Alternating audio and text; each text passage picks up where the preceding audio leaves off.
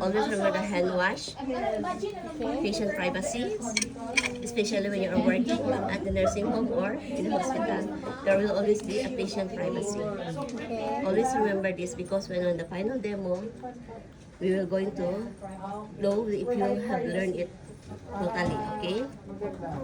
So now, as the NGT is for the patient who cannot swallow, difficult in swallowing, got cancer or accident, right?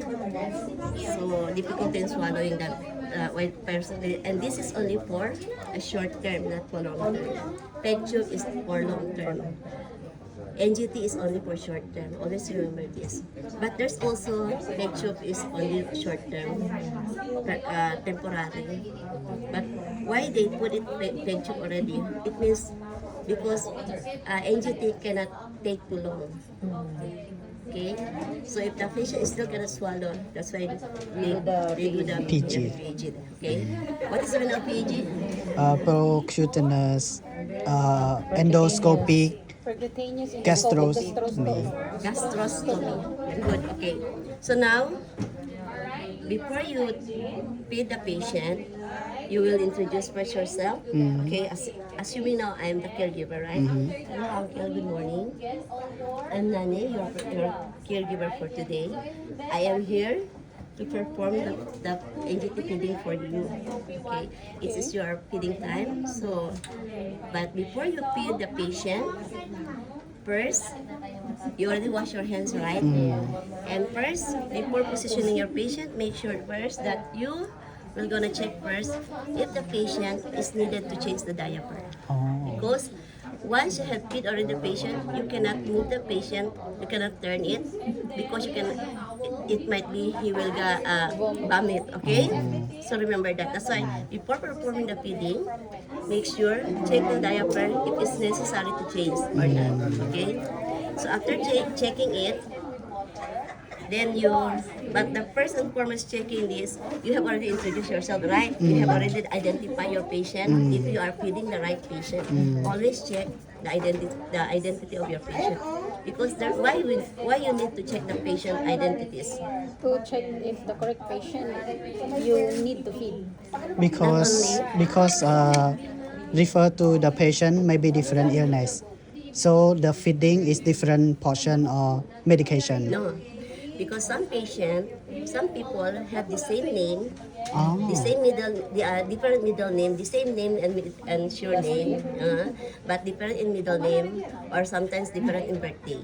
Okay, some also has different same birthday, same name but different middle name. So that's why you need to make sure. So make sure the appropriate name of the patient. That you are really feeding the right patient. Okay. So you need to check the name tag or the record of the patient chart. That's all. Okay. So after you check, after you have washed your hands, you check everything, introduce it and check.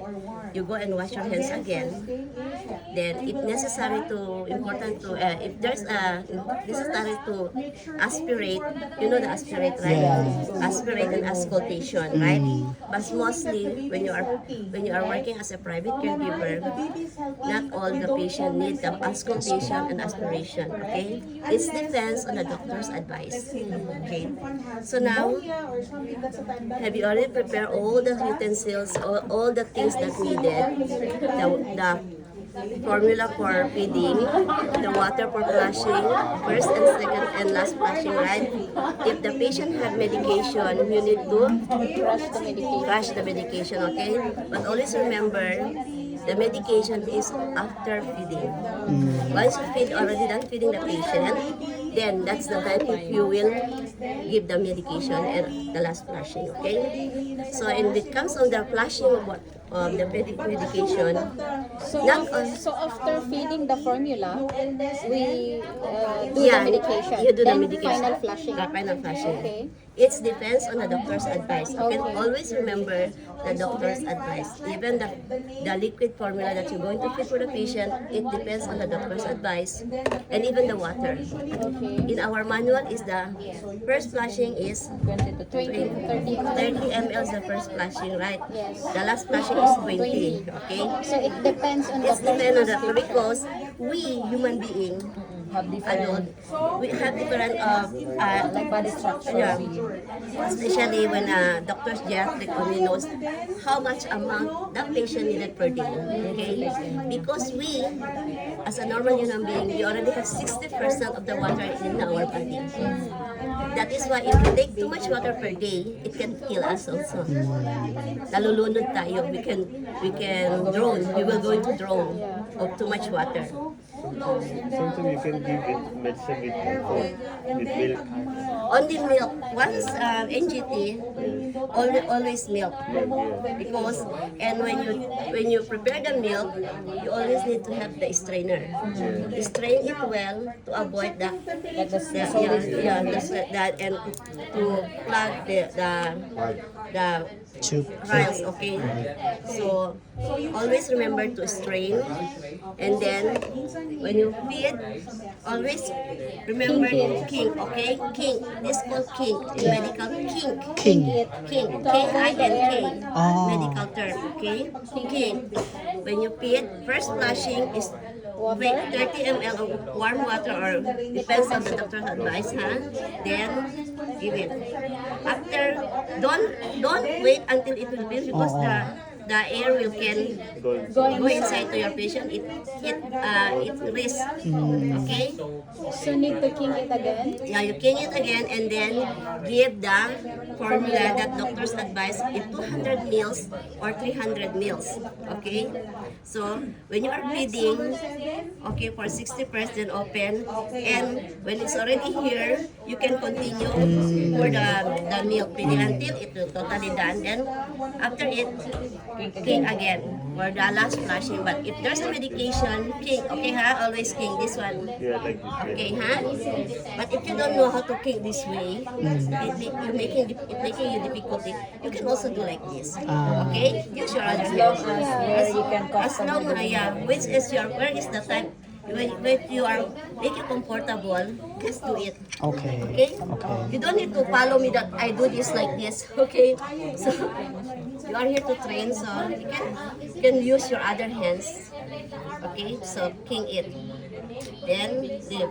So if there's a medication, crush all the medicines with some amount of water. That's why doctors advise. It depends on the doctor's advice how much of water amount to be given to the patient. Because some patient cannot take much water per day due to they have a lungs problem. Okay? So you got my point. Yes. So after feeding everything, clean all the materials, leave your patient in the position 90 degrees or 45. poly position, semi-poly position.